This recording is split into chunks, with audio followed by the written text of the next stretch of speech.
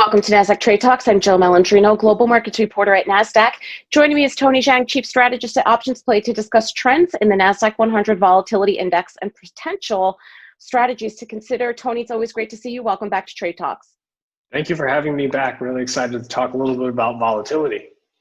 One of our favorite subjects, isn't it? So let's talk about that, Vol Q, and how it's different than the VIX.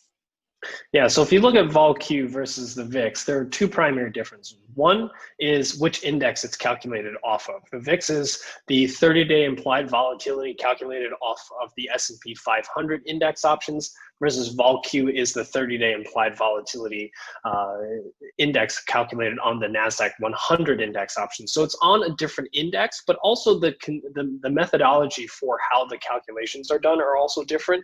VIX uses a whole strip of options, hundreds of options that actually go into the calculation of the VIX, versus if you look at Vol Q, it's really just the at-the-money options, only 32 options around the 30-day expiration that go into the calculation of Vol Q. So when you use the index itself, Vol Q really represents the at-the-money 30-day volatility for the Nasdaq-100 index, versus the VIX takes into account the entire options chain, which also accounts not only for the at-the-money options, but also the out-of-the-money options, which gives you also some skew in there as well. Options expiration took place last Friday, December 18th. In addition, the index reconstituted, so we had a lot of trading activity on the close. Did that impact Vol Q in any way? And are there any trends in Vol Q that we should be aware of? Yeah, so the short answer to the first question is not really, because if you look at the constituents that went in versus the constituents that came out of the Nasdaq-100 index, largely the implied volatility of those stocks were roughly the same. There was actually slightly lower of the stocks that went in versus the stocks that came out. And when you distribute that or diversify that across 100 symbols, the volatility, if you will, of the Nasdaq-100 didn't really shift. You might have seen some small distortions of the close on Friday and the opening on Monday, but largely there isn't going to be any structural or main change, if you will, to the Vol Q index. As far as things that we should be aware of in terms of Vol Q or volatility as a whole, really comes down to what I believe is a recent volatility regime change that we have started to see here over just the past couple of weeks. Because post the pandemic, since the start of the pandemic, we have seen a significant uptick in volatility. And this is warranted because of the sheer uncertainty that we have had around where markets are going to be, where the economic recovery is going to be. There were a lot of things that were with the US election, with when vaccines were going to come out, that were uncertainty that the market warranted a higher volatility. But now that we've passed almost every single one of those hurdles, including the last one this morning, which was the stimulus, we have a lot more certainty going forward. And I think that what we're going to see now is Vol Q, instead of trading in the 25 to 35 range, which is largely what we have seen since the start of the pandemic, I think we're going to start to shift a little bit towards the levels that we saw prior to the pandemic. I don't think we're going to see the same 12, 13, 14 lows that we have seen prior to the pandemic, but I certainly think that we see a shift maybe down into the 18 to 28 range here going forward. So as you look at volatility ranges, we are now trading near the top end of that range, which for options traders means that now is the type of market where you may favor selling option strategies. So selling cover calls on Nasdaq 100 stocks, selling credit spreads on NDX index options, even iron condors or butterflies. Those are the types of strategies that we would favor in this type of environment. And you read my mind, Tony. That was my next question. So perfect segue.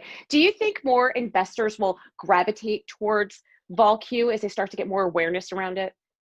Yeah, absolutely. So there certainly is an awareness element right now. I don't think most retail investors are quite aware of the Vol Q index. But the one thing I want to point out here is that if you look at the performance in 2020, the Nasdaq-100 is up currently about 45% year to date, versus the S&P 500 is only up 15%. Even on a risk-adjusted basis, we're talking about severe outperformance of the Nasdaq-100 versus the S&P 500, which means that you're going to have a lot more eyeballs going forward on the Nasdaq-100 index as a main premier index versus the S&P 500. Now, as we said before, the VIX is the 30-day implied volatility of the S&P 500, but as more and more portfolios start to shift and look more like the Nasdaq 100, as more funds flow into ETFs that track the Nasdaq 100, like the QQQ, and just generally a more tech-focused portfolio, you're going to have a lot more visibility, in my opinion, on the Nasdaq 100, which means that we should start thinking about volatility in the terms of vol Q versus Nasdaq. And also from traders' perspective, what's interesting about vol Q is that it really gives investors who are looking for volatility exposure a way to get a 30-day at-the-money implied volatility exposure that we weren't able to see before. So the futures, if they're trading very actively, gives a new product, a volatility product, if you will, for retail traders to trade. So I think for all of those things, all of those different elements, is going to drive more visibility and trading in vol Q and the products that are listed off of it. And Tony, to wrap up here, do you think this will impact the future of options trading? We certainly saw in 2020 a big influx of retail trading come into the market.